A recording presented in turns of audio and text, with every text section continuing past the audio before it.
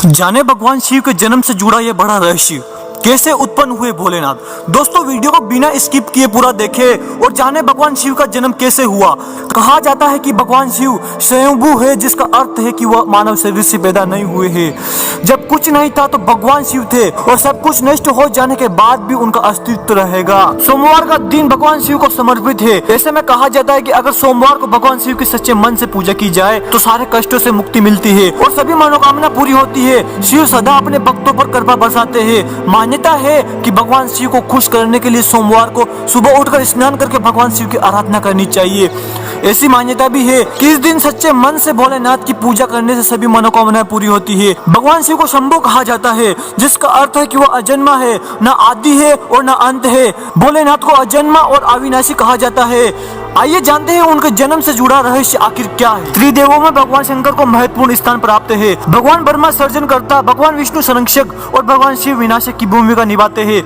त्रिदेव मिलकर प्रकृति के नियम का संकेत देते हैं कि जो उत्पन्न हुआ है उसका विनाश भी होना तय है। इन त्रिदेव की उत्पत्ति खुद एक रहस्य है। कई पुराणों का मानना है कि भगवान ब्रह्मा और भगवान विष्णु शिव से उत्पन्न हुए हैं। हालांकि शिव भक्तों के मन में सवाल उठता है कि भगवान शिव ने कैसे जन्म लिया था। कहा जाता है कि भगवान शिव शंभु है, जिसका अर्थ है कि वो मानव शरीर से पैदा नहीं हुए हैं। जब कुछ नहीं था तो भगवान शिव थे और सब कुछ नष्ट हो जाने के बाद भी उनका अस्तित्व रहेगा। भगवान शिव को आदिदेव भी कहा जाता है, जिसका अर्थ है हिंदू माइथोलॉजी में सबसे पुराने देव से है। वह देवों में प्रथम है। हालांकि भगवान शिव के जन्म के संबंध में एक कहानी प्रचलित है। एक बार भगवान ब्रह्मा और भगवान विष्णु के बीच जमकर बहस हुई। दोनों खुद को सर्वश्रेष्ठ साबित करना चाह रहे थे। तभी एक रहस्यमय खंबा दिखाई दिया। खंबे का और छोर दिखाई नहीं पड़ रहा था। भगवान ब्रह्मा और विष्णु को एक आवाज सुनाई दी और उन्हें एक दूसरे से मुकाबला करने की चुनौती दी गई। उन्हें खंबे का पहला और आखिरी छोर ढूंढने के लिए कहा गया। भगवान ब्रह्मा ने तुरंत एक पक्षी का रूप धारण किया और खंबे के ऊपरी हिस्से की खोज करने निकल पड़े। दूसरी तरफ भगवान विष्णु ने वराह का रूप धारण किया और खंबे के आखिरी छोर को ढूंढने निकल पड़े। दोनों ने बहुत प्रयास किए लेकिन असफल रहे। जब उन्होंने हार मान ली तो उन्होंने भगवान शिव को इंतजार करते हुए पाया। तब उन्हें एहसास हुआ कि ब्रह्मांड को एक सर्वशक्ति चला रही है, जो भगवान शिव ही है। खंबा प्रतीक रूप में भगवान शिव के कभी न खत्म होने वाले स्वरूप को दर्शाता है। भगवान शिव के जन्म के विषय में इस कथा के अलावा भी कई कथाएं प्रचलित है। दरअसल भगवान शिव के 11 अवतार माने जाते हैं। इन अवतारों की कथाओं में रुद्र अवतार की कथा काफी प्रचलित है। कर्म पुराण के अनुसार जब सृष्टि को उत्पन्न करने में ब्रह्मा जी को कठिनाई होने लगी तो वह रोने लगे। ब्रह्मा जी के आंसुओं से भूत प्रेतों का जन्म हुआ और मुख से रुद्र उत्पन्न हुए।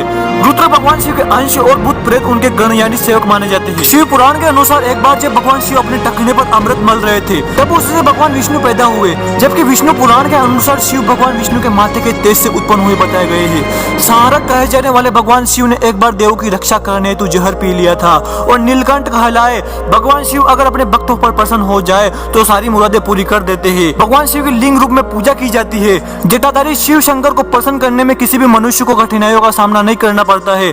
उन्हें सच्ची श्रद्धा मात्र से ही प्रसन्न किया जा सकता है। दोस्तों अगर आप भी भगवान भोलेनाथ के भक्त हैं तो कमेंट में हर हर महादेव लिखना ना भूले। हर हर महादेव, जय श्री महाकाल। भगवान शंकर आप सभी की मनोकामना पूरी करे।